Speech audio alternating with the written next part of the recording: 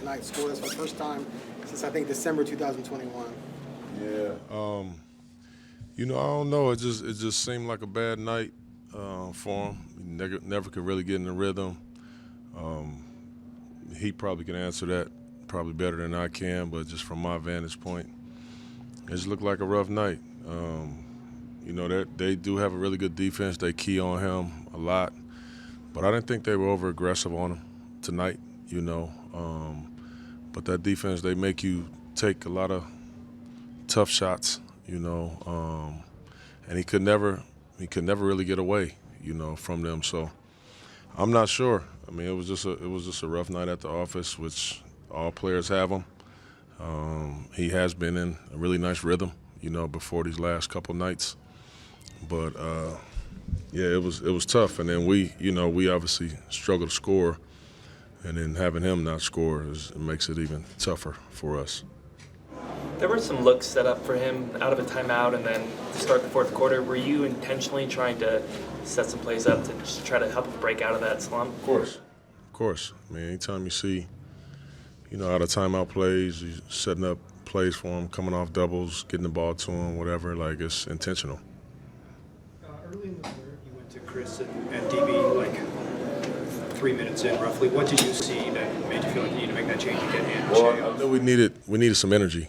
I didn't think those guys were giving us much energy at all, and we weren't scoring anyway. So try something new, try something different. And I thought Chris and Delano, Delano played with that force that you want offensively that he usually does. And we needed it. We needed it, in a major way. By that time, the game was kind of out of reach, even though we, cut it to 20 at the start of fourth. But it was really out of reach. But Chris was giving us really good minutes as well. But we just needed something different. You like the way Scoot played tonight? I do. I like the way Scoot is playing. I think him, aside from when Delano kind of started to get going, which he kind of got going from three, but Scoot was the only guy on the team that could really get the ball to the paint, and that's how we get shots, when we get to the paint. And, Denny's the other guy, the obvious guy that really gets the ball to the paint. And without him, it was tough, but Scoot did. And he had some success in there, But, yeah, I did. I liked how Scoot played.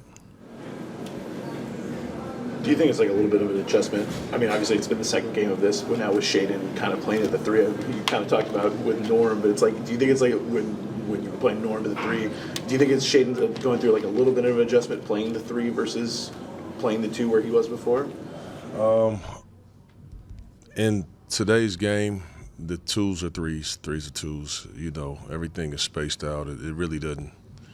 If you are going through that adjustment, it's really on your own self. Because it's nothing different. I'm telling you to attack, and we run the same plays and be aggressive, and nothing changes unless it changes for you.